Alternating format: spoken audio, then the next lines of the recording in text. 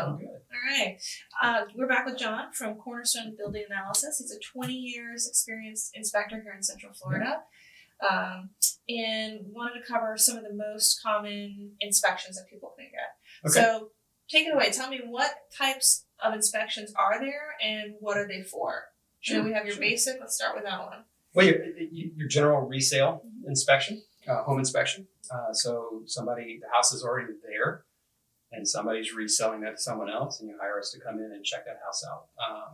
And from there, you might have... And that's going to cover what? That's going to be... Someone gets the general resale inspection. What do you inspect? Pretty much everything that we can see. Mm-hmm. So from the outside, the grade of the lot, the irrigation system, pool, whatever is outside, the exterior siding, the roof, into the interior components, again, looking for any kind of moisture intrusion, leaks or whatnot, plumbing, electrical, the HVAC system, heat and air, fit and finish and trim, doors and windows and bathroom fixtures and kitchen fixtures, appliances, those types of things. We will use an infrared thermal camera as we go through the house, so that scans temperature and can tell us a lot about insulation or potential leaks.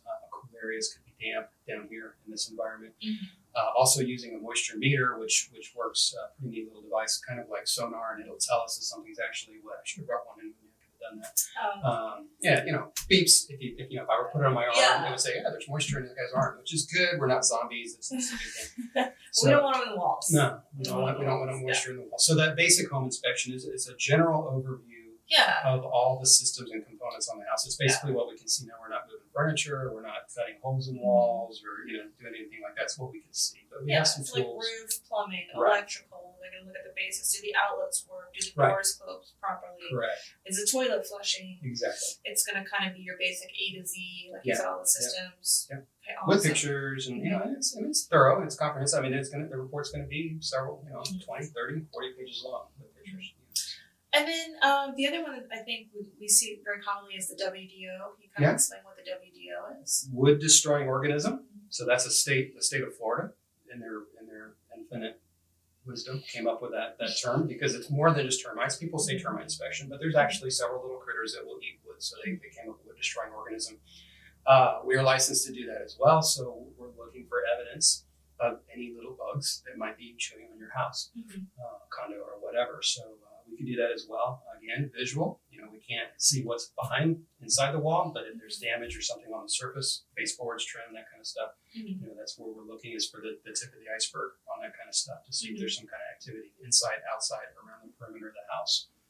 So termite inspections, wood destroying organism inspections, we can do that as well. Gotcha. Insurance. And some loans will require that. Veterans Administration. And I'm not a mortgage broker, but I suggest you talk to one, or your agent. I'm sure can help you with that. But my understanding is the VA are the ones that require a termite inspection. Yeah, so it's good, and I can help you with that. Your lender can help you with that. But if you're, looking to get the house inspected, we can kind of let you know which ones that you'll, and that is one that sometimes the lender wants to see. What about the wind mitigation? Wind mitigation is for your homeowner's insurance, and that's a great program. So in 2004, we had 3 hurricanes crisscross over Central Florida, and we got hit pretty hard. And in 2005, everybody's insurance doubled. I remember I swear there was the one, it was just like going straight up by 4. The spaghetti, right? Yeah. All the spaghetti. Yeah. So insurance got real expensive real quick because they had to pay for all the claims that went out. Everybody lost their roof and screen enclosures and things like that. So the governor got involved with the insurance industry to come up with ways to give people a break. And the insurance industry agreed to that, and the negotiation was, okay, but you got to prove to us that the house is built to certain standards. So the wind mitigation inspection was born. It has to do with the engineering of the roof, how the roof is put together and attached to the walls of the house, and then envelope protection on the outside. Again, think catastrophic wind, rain, that kind of stuff. Impact windows, hurricane shutters, panels, that kind of thing. So we document all of that, where it is what it is. We tell the insurance adjuster how it's put together. Has nothing to do with our opinion. There's certain standards, products, things like that has to meet, and then fill that out, take pictures, document that for them, and it could lead to some pretty significant discounts on your homeowner's insurance, hundreds of dollars per year. Yeah, which is good. Yeah. And so, what's a 4-point? 4-point, that is another insurance document. 4-point inspection is typically for homes that are 20 to 30 years or older. And it's very similar in the sense that it's a survey of the major components of the house. So they want to know, how old is the roof? How does it look? That's not a wind mitigation inspection. Mm-hmm. It's not going to get you the wind mitigation discounts. Mm-hmm. They just want to know, do we even want to insure this product? And so we see that, like you're saying, a lot of times homes 20 years old or older, they may request, it's important to talk to your insurance professionals, and do you yes. need to have, a lot of times they do. Yeah. They want to see that 4-point so that they know what they're dealing with. Right? Yeah, and you need to talk to your insurance agent about any of this, and I'm sure, again, your agent can recommend some good people. In the insurance industry, different types of roofing have a different life expectancy. And if you've got a shingle tab roof that's 25 years old, then it's likely that that product's going to fail soon. So the insurance industry's perspective is we may be paying a claim on that product, and they want to know what's there. So the 4-point has us fill out the condition of the roof, the electrical systems in the house, against safety issues with that, the plumbing issues, plumbing pipes, and what kind of product was used in the house, and then back to the AC and the heat. They want to know that you can live in it, that it's safe, and the basic condition of those components throughout. They're trying to predict whether or not they're going to be paying out a claim. Really, sure. Is what that's all about. Some insurance companies will require the 4-point on homes that are 20 years and older. Right. Some may not, but then they might penalize you because now they're going into it blind. Right. So you need a good insurance agent, probably a broker that can sell anybody's product and can get you the most competitive rate based on whether you're going to choose or need to get a 4-point or not. And then, whether a wind mitigation is beneficial to you or not, depending again on the era of the house, the age of the product, and how it's attached and put together. Right, and I hate to bring up a crappy subject, but septic inspections. Septic inspections, yeah. And that's not you don't deal with that. Not our thing. No. But if somebody has a septic tank, it's recommended that they have a septic company, and basically the way that they inspect it is they pump it, right? Yes, they're going to pump it, and then also take a look at the drain field. And there's different ways to do that. Now, as the home inspection, we're running the water, right? And that includes the waste lines and that kind of stuff. Sure. If the house is vacant and that tank is empty, you might have to run a couple thousand gallons of water before it ever shows any signs or symptoms of a problem.